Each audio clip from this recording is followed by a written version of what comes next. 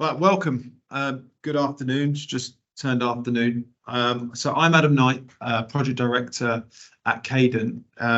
So in my day job, I lead on the development and design of a number of large-scale hydrogen transmission projects. Some you may have heard of: East Coast Hydrogen, Capital Hydrogen in North London, our North London network, and some other smaller electrolytic projects in the Northwest.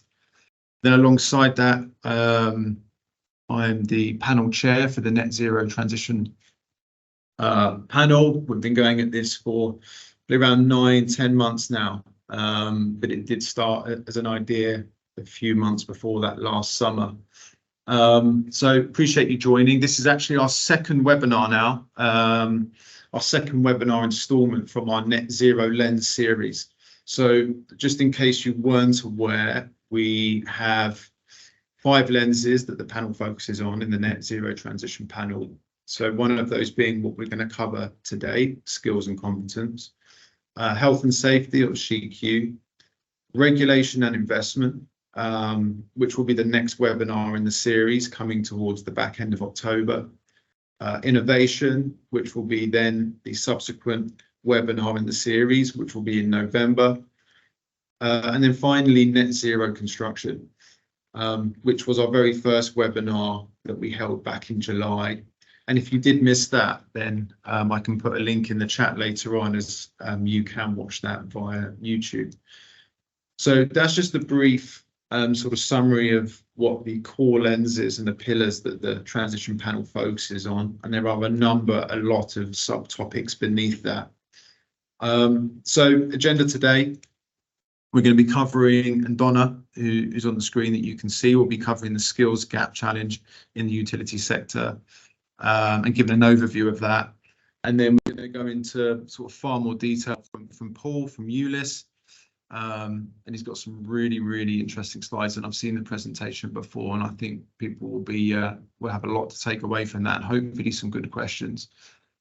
And just a note on that, for me, this is what makes the sort of the panel and working with the guild really sort of special, in the sense that when you see what work that ULIS are doing and that willingness and collaborative effort to share that so it can be mirrored and used as a template for other organizations, that's really where it starts to drive value. And it's not about, this is a really good idea and we want to keep it to ourselves. This is about removing that competition layer and siloing and applying those lessons learned and scaling it.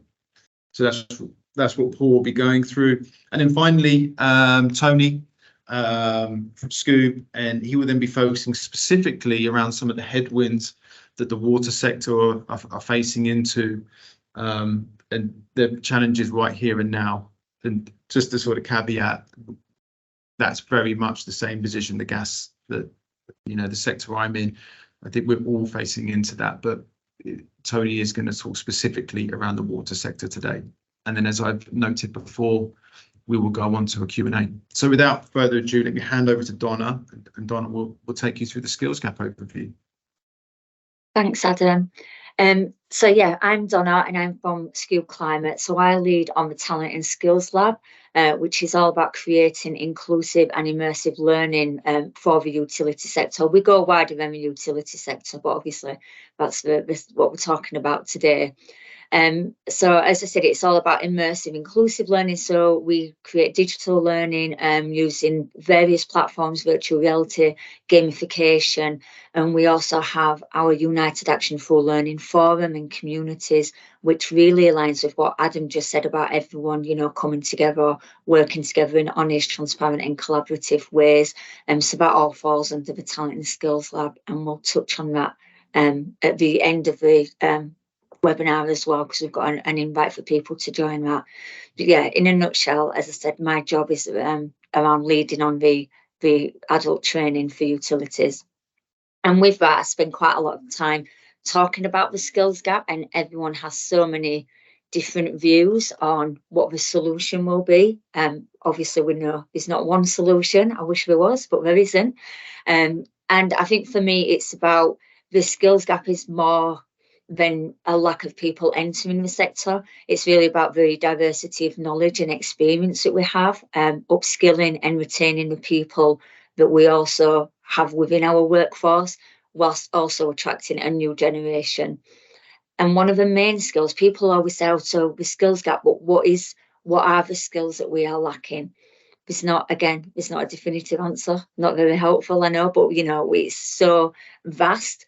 But I think probably one of the main ones is the digital skills. So as we look at digitizing our assets, networks, our relations with customers, we really need all our employees to be well trained and upskilled on digital. So kind of every organisation will have some core skills that we need.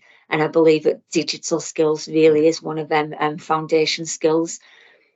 We obviously need the pipeline of new talent coming into the sector. So today's young people will be tomorrow's engineers, helping to design and maintain, whether it's solar panels, wind turbines, cars, although that's changed with the PM's announcement yesterday, well, whether you think it's good or bad, other technologies.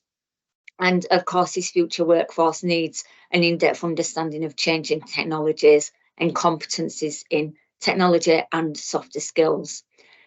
There's lots of research around, obviously, lots of research around young people and where they feel they fit in, like career-wise, education, etc. And lots of them will say that they don't feel that they have the right skills. And I think it's because they don't see how, you know, they spend a lot of time on devices and they know technology. I know, like, my kids are extremely young, but they know technology lots quicker and a lot better than what I do. But they don't see how they are transferable skills and how they could be transferred to many roles within our sector. So I think we've got a little bit of work to do around that as well, you know, really sharing the opportunities that we have available. We need to do a little bit more around developing in-house training programs on sustainable innovation and technology and exploring self-paced digital learning. Again, something that we do quite a bit of in Skewb Climate, and re-educating traditional IT workforces on like AI and data analytics. I know AI is quite a topic to talk about as well. I'm definitely not going to get into that, but it's definitely something that we need to be considering for the future. And we do have a lot of initiatives to attract the next generation, if you like, but also we mustn't forget the people that we already have in our workforce. Upskilling existing employees and bringing new expertise on board must be part of our business strategy. And organisations really need to be in a place where they're training talent internally in parallel with implementing new recruitment programmes. There's a real opportunity that lays within the industry's ability to leverage existing workforce's vast knowledge, experience, and strengthening their training and their ability offers more job security, better job performance, and obviously means that they're participating in, you know, what's an ever evolving environment.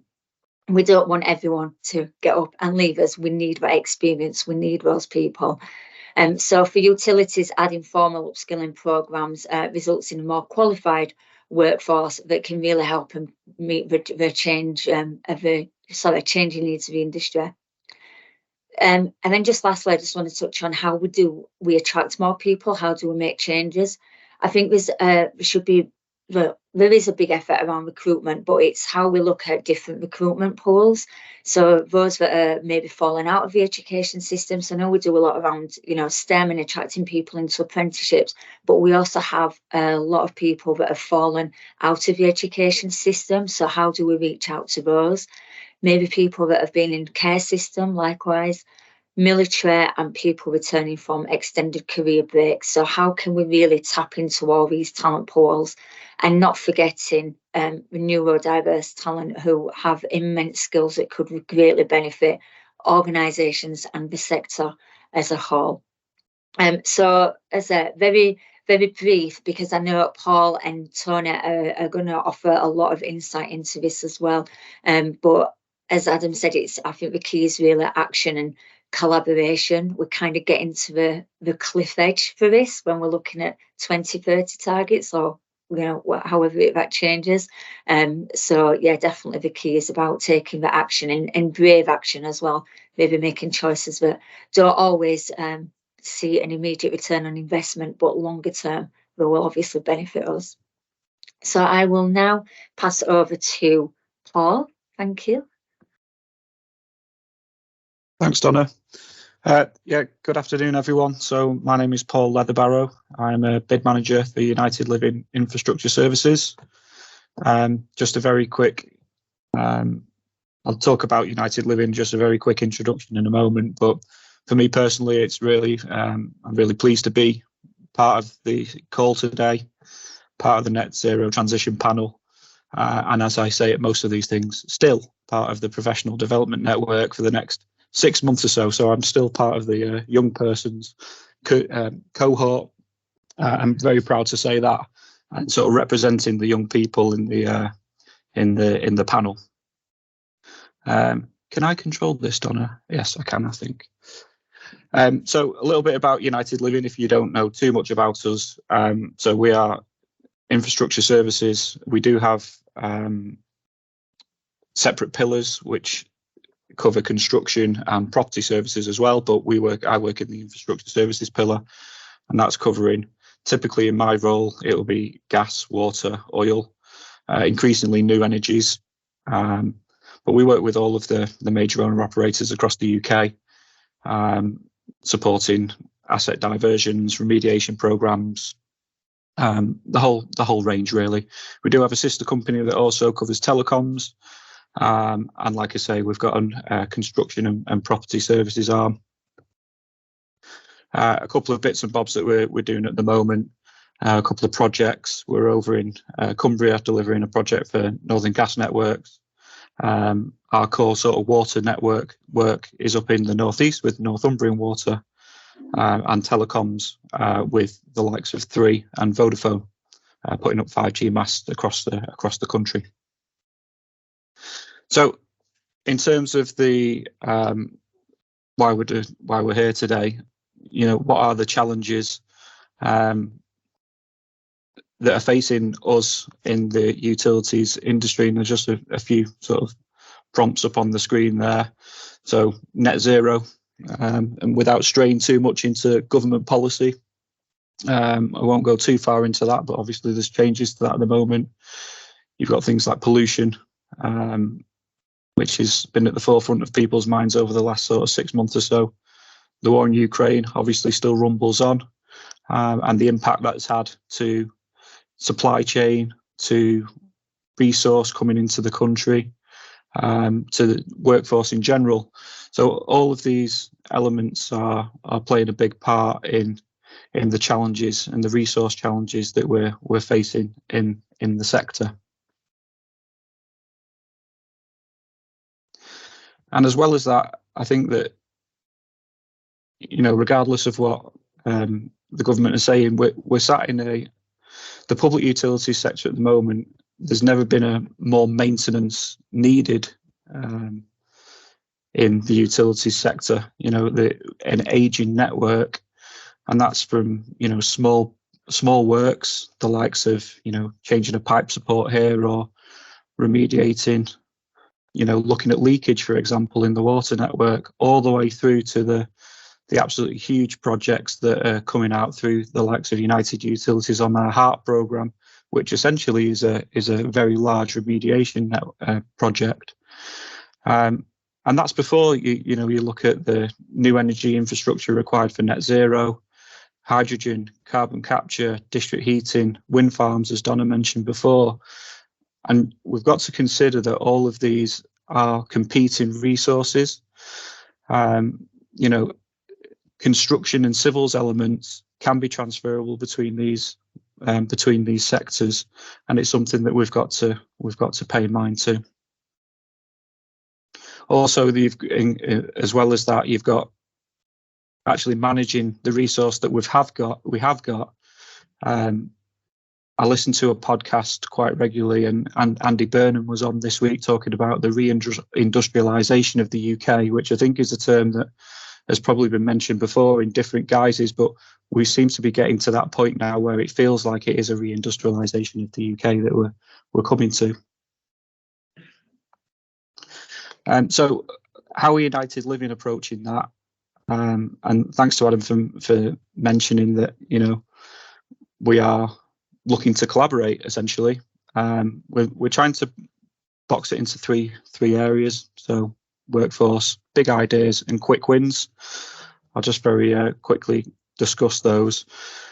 I think I'm missing a slide here. Just one sec. Yeah, it looks like I am. That's okay, I can still talk about it. So future workforce wise, definitely my biggest passion. So I've got a family full of teachers. I myself considered being a teacher, and it's something that I'm very passionate about, and I'm really pleased to say that I've collaborated with Skewb in the past, doing a joint collaboration workshop and STEM engagement session in a school in the Warrington area where I'm from. So that's a really key driver for me, and something that I'm very, very proud of. I think there needs to be a perception change in the industry about engineering, but also construction in general. You know, you get a perception of what it means if you're wearing a high-vis jacket, and I think that sort of needs to be changed. A second thing with the future workforce that we've been very keen on at United Living is engaging on T-levels. So T-levels are something that have just come out from the government in the last couple of years, and we're working with a local college to work with an engineering and design T-level and providing industry placements for those young learners. And we're taking that through with our quite renowned now welding apprenticeship through a technical college as well. In terms of big ideas, so we're very proud that we've been able to secure funding from the UK Research Investment Council for a couple of different projects. One of those being Digital Inspector. So this is direct funding provided to the people that you can see on screen there to develop the Digital Inspector tool. You'll be able to see exactly what it does when you're looking through it, but essentially it's digitalising the processes that are already existing in the welding in particular arena. It's something that we're really proud of. The Cultivate icon that you can see up there in the top right hand corner, so that is United Living's own platform that we created and built in-house to try and cultivate innovation ideas. It's been really successful. At the moment, we've got about 50 ideas that have come through. It's just a very simple way of capturing ideas from our workforce and essentially giving them the time and the space to try and breathe. We've currently got 50, like I say, 17 of those we consider quick wins, and we've got 2 big ideas, the Digital Inspector being one of them. So again, something we're very proud of. Alongside that, we've got what we would call hybridization and those quick wins. These are really sort of smaller ideas that can be quickly applied. That may be things like product innovations, process innovations, you know, the use of things like Six Sigma and Kaizen in our operations just to try and improve our productivity and our efficiency. I won't dwell on the smaller ones too much. A very quick mention though to the other project that we've just been secured funding for, which is our Kestrix platform. So that's in consortium with Peabody, who are a construct new homes or residential provider, and we've secured some funding to trial an automated survey process, which, as Donna alluded to, does use AI, and that is something that we're very proud of. There is something to be said that we're very proud at United Living that we do have a number of different elements to our business, and trying to capture that best practice and sharing best practice across industries inside and outside of utilities has been very useful for us. So final one for me is just a little bit of a thank you, and again echoing what Adam said at the start of the webinar, we are looking to collaborate. We see this as part of the greater good for the industry, the utility sector as a whole. So if you've got an idea or you want to collaborate on anything from STEM engagement, innovation, wider training scheme initiatives, please reach out. The QR code there will take you to my LinkedIn page. I'm quite happy to discuss that. In addition, just a very quick mention that we are putting on, through my colleague Tim Roth, is putting a lot of work to organise a H2 and CCUS collaborative workshop, which the Guild are co-supporting. That's taking place on the 4th and the 5th of October over in Coventry. You'll be able to find more information about that on the Pipeline Industries Guild website. But again, if you do want more information about that, please give me a shout. I'm quite happy to talk you through the event and see if there's any way that we can get you involved in that. And with that, thank you. I'll pass over to you, Tony. Brilliant. Thank you very much, Paul. Donna, I think I need you to drive my slides if you don't mind. Thank you very much. Yeah, that's fine. Brilliant. Thank you so much for the opportunity to speak today. I think this is such a great thing to be able to support, as it's a passionate subject for myself in terms of the water sector and our emerging skills gap. This lovely family photo that always makes me smile is my son and my dad. So my dad was water sector. I've been water sector for 35 years, and the young lad in the middle has aspirations to join the sector when he finishes college.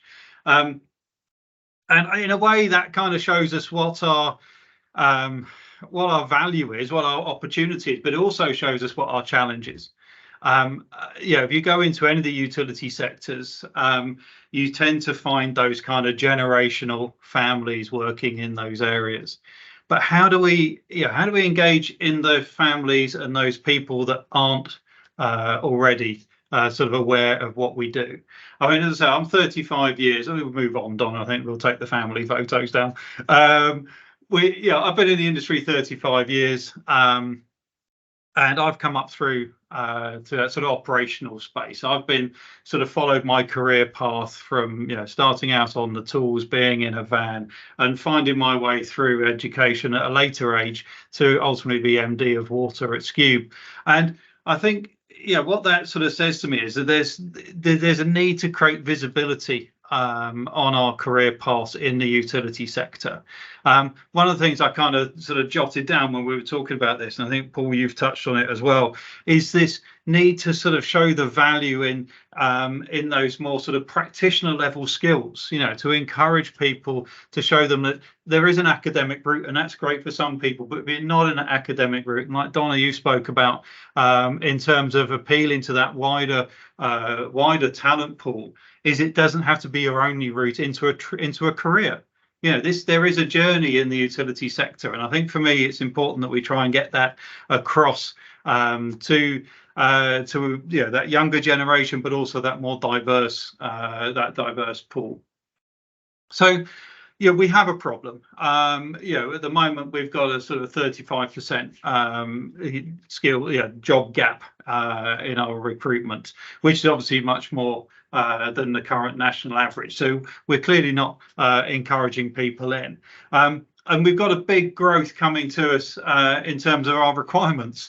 Now, I was head of leakage with Affinity Water for a period of time, and you kind of look at that kind of age demographic moving through, and people are moving towards the latter part of their time in the industry, but we're not bringing back, we're backfilling that resource. So that 8% value there in terms of the age under 24, that's a frightening number, and I'm sure it's only going away from us at the moment. So our challenge as a sector is to bring more people into that space. And again, touching on Donna's point, then we've got to think about our diversity. At Skewb, I'm super proud of what we do in a diversity space, and as an industry, we don't reflect our overall society, and it's important that we look and make sure we engage across our community. I mean, there's some numbers there which are, there should be a concern for us as a water sector. 70% of the workforce are male, 96% are white, and only 12 have a level of disability. And it's not because there aren't opportunities for those people. I think it's about making sure that we raise that awareness, and we encourage people to come and speak to us and work with us. So what are we doing? And I think from a water sector perspective, there are a number of initiatives. I think we were hoping to be able to bring someone from the water sector, so one of the water undertakers into this session, but they're right at this moment in time at the end of their business plan submission process. So you got me, but effectively, from my time working in the sector, from my clients that we work with, there is a need, there's an urgency, but I'm not too sure whether we're fully connected. I'm not too sure whether we have a cohesive response. Paul, to your point, the need for not competing against each other, actually understanding that we're all looking for the same outcome. We're all looking to encourage people in to our sector in order to fill those skills gaps. And we've seen an increase in the amount of activity going on in that below ground space with the sort of cable operators and fibre and all the other bits and pieces. And at the same time, we've seen a departure from our sector. And Paul, you raised a number of good points there in terms of why we've seen our workforce diminish. And so we have to work to bring that in. So working together is part of that solution, making sure that we are represented in these kind of forums fully, but also that we take that to the end user. How do we get into the schools more regularly? How do we get into those sort of work groups? I think the other thing is these kind of forums here, and it's why I'm super proud to have been able to come and talk to everybody today, because supporting United Action through learning is part of the solution. This is about making sure we keep this relevant and keep this on everybody's agenda. And I hope, and with our support, we'll be able to work through this and be able to improve what we're doing, encourage people into our sector, and see that growth coming through. Perfect. Thank you so much, Tony, and thank you, Paul, as well. That was really insightful, and thank you so much for sharing your views with us. We really appreciate it.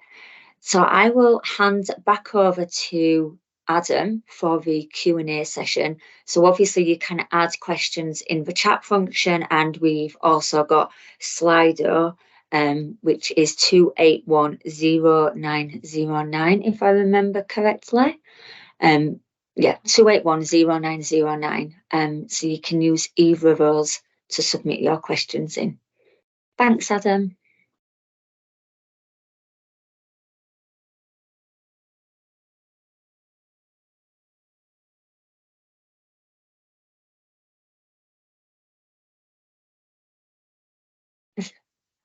Adam, do you want to pick up the questions?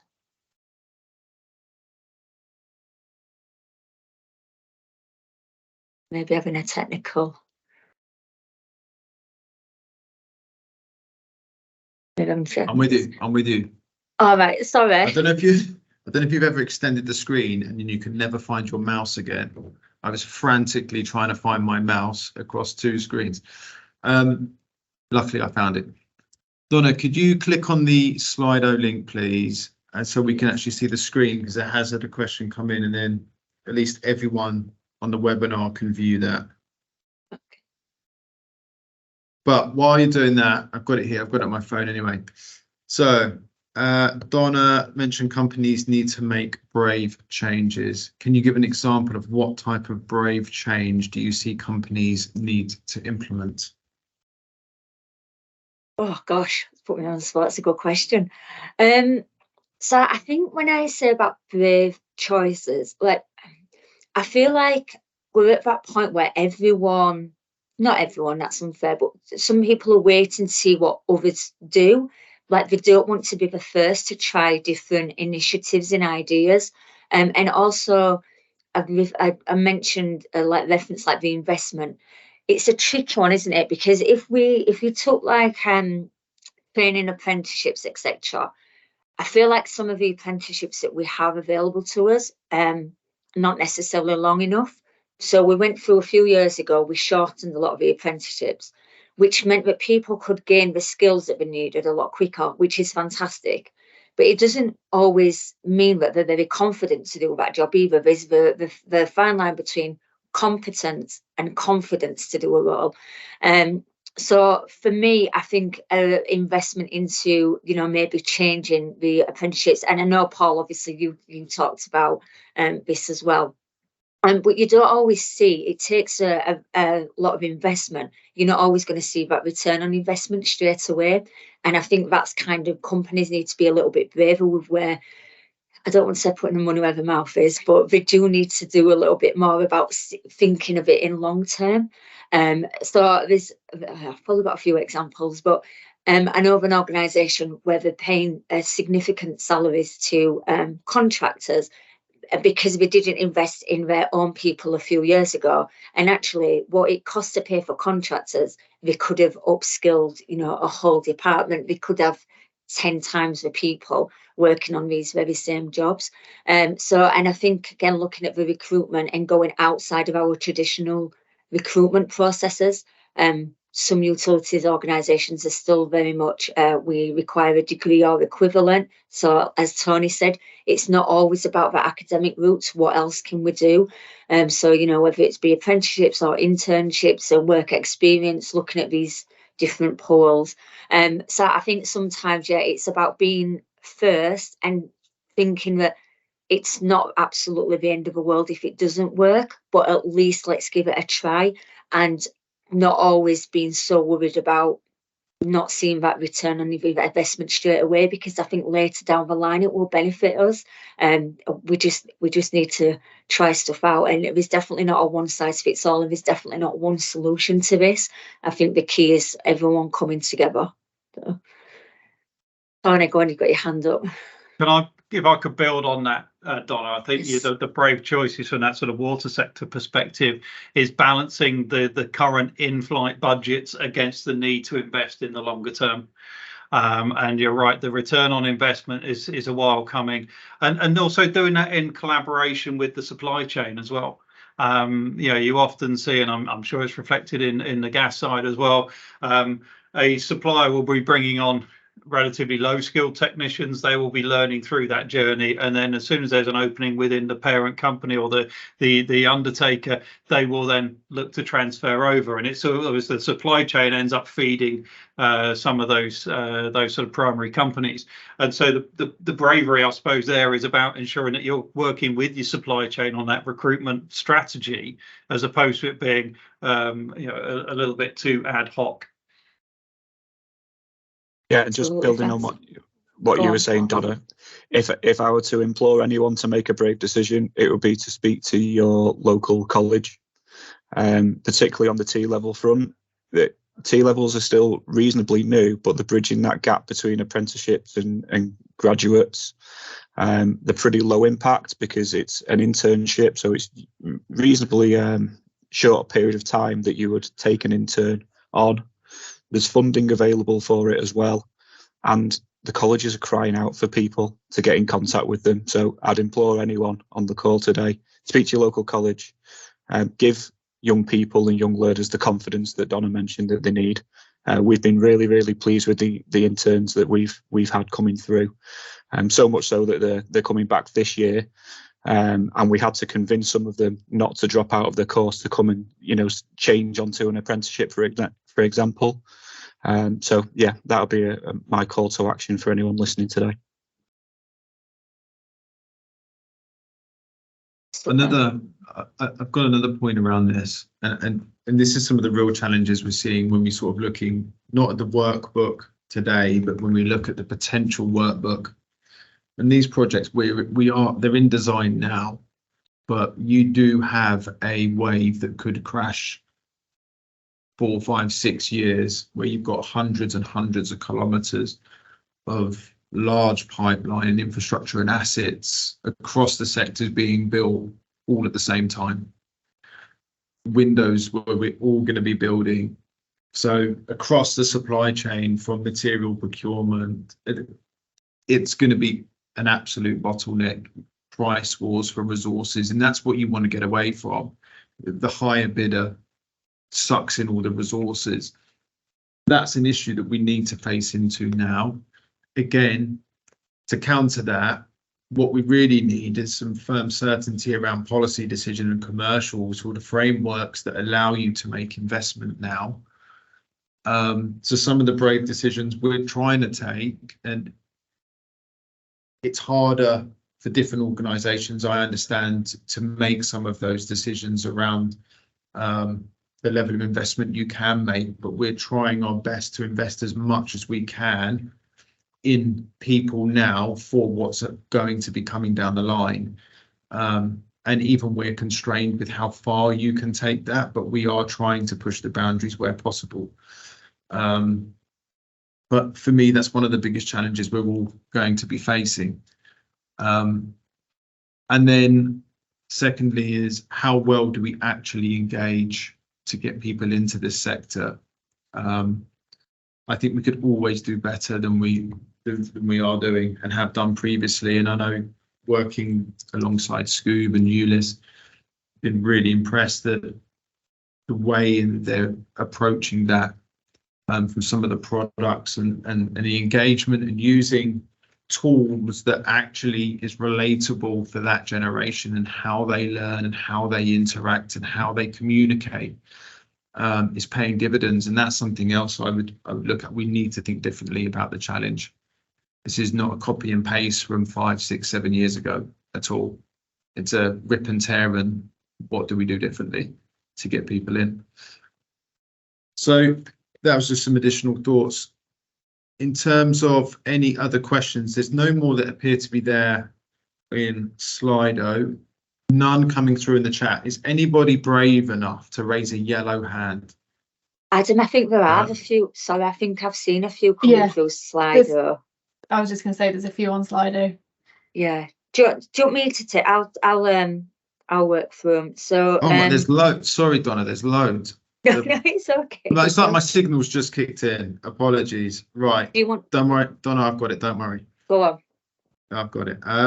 Okay. Do you think STEM ambassadors have a positive part to play in engaging schools, and how early should we target them?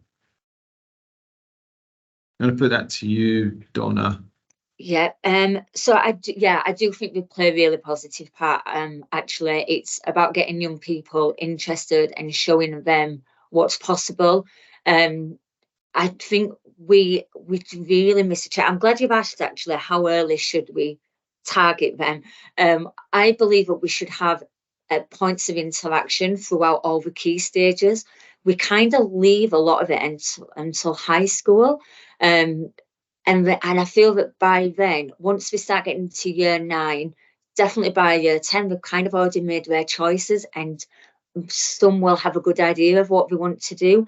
So I feel like if we start building relationships with them when they're still in primary and junior school, and they get to know about the organisations and the work that we do, we start building that like and trust factor. And then when we get to the point of we can talk to them about careers and careers in STEM and the opportunities available, they're already quite familiar with us. Because I think if you spoke to most 13, 14-year-olds and you talked about utilities, they just presume it's digging holes in the road, like lots of people do. Obviously, as we know, I can't even imagine how many different career opportunities we've got. It's huge, and we're definitely not all mucky. I've never had to dig a hole, so it's about how we share with them, and like I say, I think a lot of that comes down to building that relationship so they become familiar with us, and then it's not all completely new when we're going in and having career talks. Because you'd notice it if you see career talks on like the police, ambulance, army.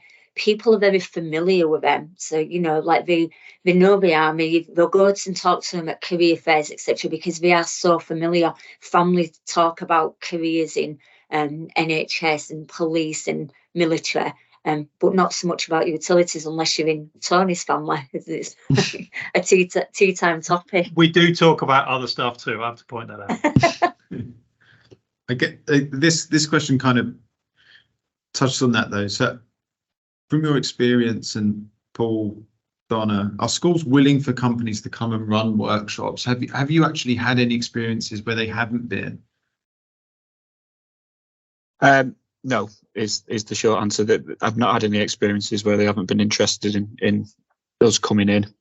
Again, to touch on the colleges very briefly, they're really interested as part of courses to get learners onto industrial placements. So that's a really easy way to help out.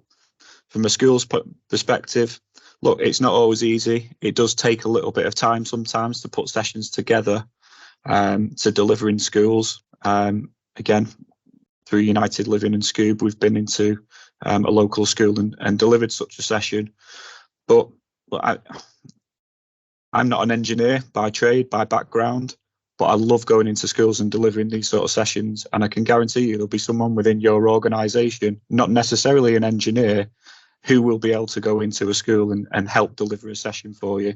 And it's rolling back to what Donna and Tony both said. It's about changing the perceptions of the construction industry, engineering industry, utilities industry. The earlier we can do that, the better. From our experience, we found the sort of year 9, year 10 age range. So sort of, what's that, 14 or so upwards is the point where there's an understanding of what utilities and what infrastructure is. But carrying that forward, I must also mention as well, so my stepdaughter is 18 on Wednesday, so happy birthday, Beth, when you look through this. But she's studying to be, she's going to be going into do medical next year, and there's that competing resource as well from a college perspective. She's doing all the courses that you would expect an engineer to be doing, but pinning colours to the mast very early and going through to medical. There is something to be said about trying to engage with those sort of college students that maybe don't get into sort of those medical areas, but maybe considering engineering after that, because it's very competitive. I think just on that as well, I think when people do think around roles within the utility sectors, it is just whether it be digging a hole or you're an engineer with a high vis, there's thousands of other jobs, whether it be in legal counsel, the commercial team, programmers, P6. There's so many roles that we just cannot get the people into the projects to do. It's just one fraction of it. Yes, it's the bread and butter, and you have got those real discipline engineering roles in there. But there's a lot more to this sector than that as well. From the finance teams, commercial teams, procurement teams is another one where we have a really high turnover, and we find it hard to retain really good buyers, associate buyers, procurement category managers as well. So there's so much more an opportunity as well. Then it's not just engineering. I've got another good question here. Let me scroll down. Where do I see it? So how can industry stakeholders collaborate more to mitigate these challenges and ensure sustainable talent pipeline? I think if I could. Go on, Tony. Yeah, I was going to say, if I could sort of start off on that one. I think there's a need for an ownership from the undertakers, from the asset owners, to be more involved in these things. They're part of a broader focus, but and then a sort of collaborative works, like this panel here, trying to get everybody together to understand what the common target is, and to take those messages out into the community. And so, yeah, I do feel that there's pockets of really great work, but if you look at the sort of business plan preparation in the water sector, there's an ask for lots of skills from the supply chain, but is there really a strategy that's been developed over a number of years in order to fill that gap? So yeah, that would be my starting point with that. Yeah, I agree that whilst here in the panel, this is one of the core lenses, what we very quickly realised was there's lots of other communities and effort going on in parallel. So how do we actually harness that and work together to complement other work that's going on rather than just duplicating? Hence, you've got United Action Through Learning that Skewb have been driving. So we here at the panel are now supporting and working alongside that as well, and bringing more members to the party, a wider value chain, so we're not duplicating effort. And it's going to be a bit of a task, but we really are trying to find out what are all the different forums that are going on out there in this space, and how do we try and get some sort of coordination, which I think, looking at Gabby's question in here, in the water sector, some organisations are working together to engage the sector to cooperate on this, looking to form a steering group. Any suggestions? So if anybody is aware or aware of these organisations that are trying to form steering groups or have any steering groups, please feed it back in through to the Guild and through to us here. There is no doubt someone within the panel or a member within the Guild will be connected in some way to someone from one of those organisations, or even work at one of those organisations, and then we can start to build out a view and see how we could then support, coordinate, and bring it together as a wider community.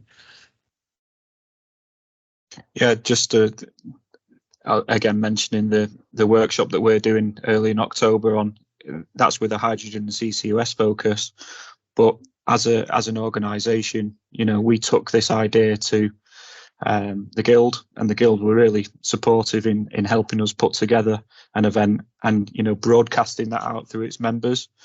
There's no reason why that couldn't be applied to the water sector, gas sector, or any other utility sector. So I have one. Let me see. I've got one other question in I may have missed off. Donna mentioned. Donna, you're getting some airtime here. Donna mentioned using spotlight. Donna mentioned using contractors. Do you think this could be related to risk rather than investing in their people? Well, I think there's a risk both. So you could say 9 times out of 10 the reason that we're bringing contractors in is because we lack the skills, or we need something doing pretty urgently. So we normally see this as we get to the end of you know, like GD periods, or like, you know, we're getting to the end of these regulatory periods, and we've suddenly got a programme of works that we need to get completed, and we haven't got enough people to do it. So we'll bring contractors in. So we haven't got the skills in-house, we don't have enough people. So I understand, obviously, why we bring contractors in. But then we create another risk that, as you said earlier, Adam, and we've talked about this before, that we've then got this competition of like the highest bidder, and contractors will just move from one to another. So, you know, you could be midway through this programme of works, and then you're suddenly at a huge risk anyway, because that contractor decides to move on because someone's offered them a higher wage. So their salaries and the rates go higher and higher and higher. You've still got your direct staff left behind, and we haven't, because we've paid out, invested so much into contractors, we haven't invested into the people that are there day to day doing the job as well. So it's a hard one. It is a tough one. I don't think you mitigate risk by taking on contractors. I think at some point you create more risk, but I understand the need for it as well, because, you know, that's the industry that we're working. So we've got some very specialised, highly skilled people that are contractors, and they'll go where demand is, you know, and we obviously need them to do that as well. And they also actually bring so much experience and a wealth of knowledge with them as well from cross-sector and organisations. So, you know, they're really valuable asset to us as well. So I don't know if that necessarily answered the question, but yeah, I don't feel, yeah, I think it can go either way. But I think it's definitely about managing the contractor to direct staff, and how much we invest in both, if you like. Tony's got his hand up as well. He's going to add more insight to that. I think if I could just bring the water sector view there, the sort of the transition from the direct labour into the contract labour world was seen as the sort of solution to flexible resourcing.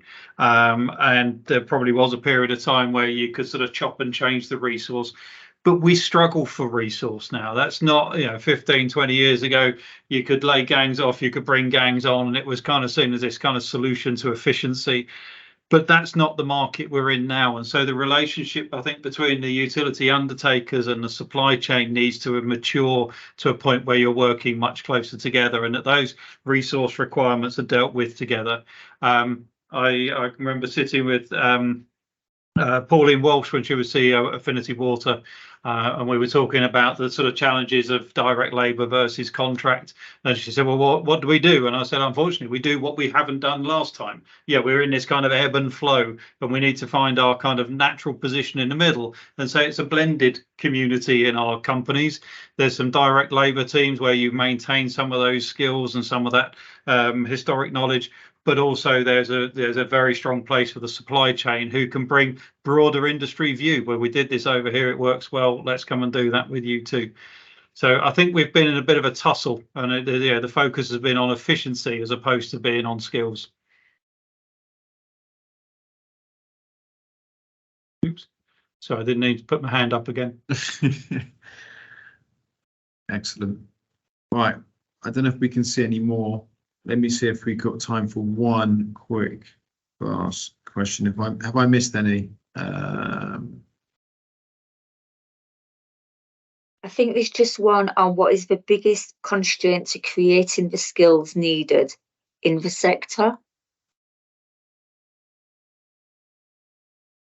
I'll have a go at that if you like. I think, Donna, you touched on it earlier. It's about getting that sort of next generation thinking about us as a career path. Adam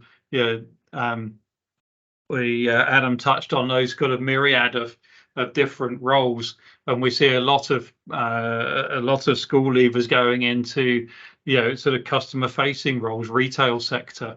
Well, the utility sector needs those customer facing people, but we can offer a much more complex career path than perhaps going to work in an outlet shop could do. And so it's the